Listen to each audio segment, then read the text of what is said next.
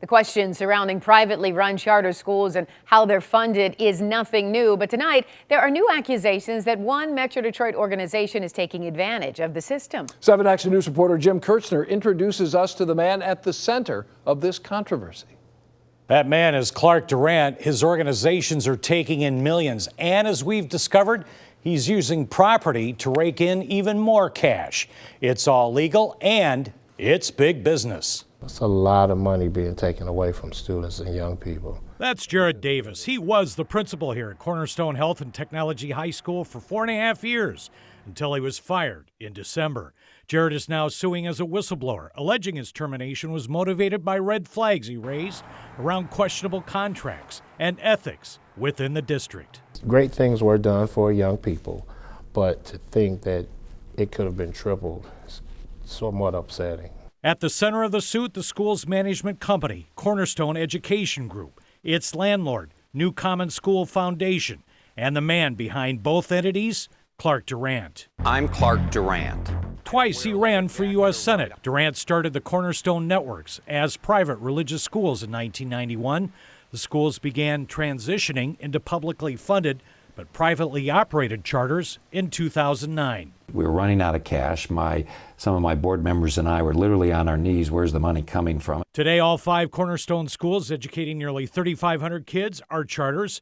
They receive roughly $20 million in public dollars each year. This is in addition to money Durant solicits from his network of donors. We have begun a $50 million campaign of excellence. While the New Common School Foundation is still asking the public for private donations, money is also coming from a new focus, real estate, supported by public dollars. Today, each Cornerstone school is leasing space from his nonprofit, the New Common School Foundation. In 2017, the 5 schools spent over $2 million in public dollars on rent. We'd like to understand why that is, that in the context of charters, that we have different set of rules, it seems to be. Under the current Cornerstone model, Durant is the president of the New Common School Foundation, the landlord, and the current CEO of the management company, the organization advising the school board on decisions like rental agreements.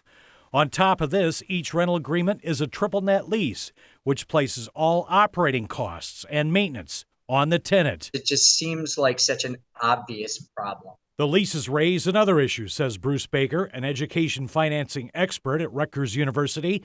They use public money to maintain a property that is privately owned. We are expending large sums of taxpayer dollars to acquire land and buildings that aren't owned or controlled by the taxpayers. In addition to controlling this mini real estate empire, Durant brings in a yearly salary. New Common School Foundation tax documents from 2017 show Durant received over $500,000 in compensation from Cornerstone-related entities.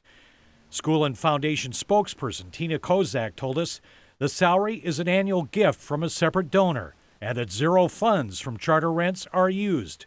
She didn't address the $125,000 that was spent on consulting with a company registered to Durant, stressing instead that all rents are used for purposes consistent with the foundation's mission. We've got a lot of questionable things going on here, but we also have no political will in state legislatures to do a heck of a lot about it. While Michigan has been ridiculed nationally as the wild, wild west for charter school legislation, the state legislature has done very little to tighten loopholes. Nobody knows this better than State Board President Cassandra Ulbrich. In 2013 and 2014, Ulbrich drafted legislation to strengthen accountability. The Republican-led legislature voted against it both years. It seems to me in the state of Michigan, we've decided, unfortunately, that education is not a right, it's a commodity.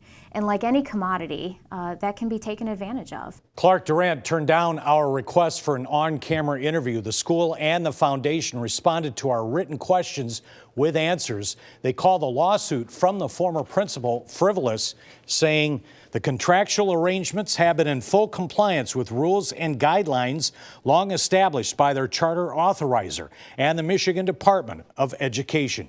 You can read all of our questions and answers on our website, WXYZ.com. Jim Kurtzner, 7 Action News.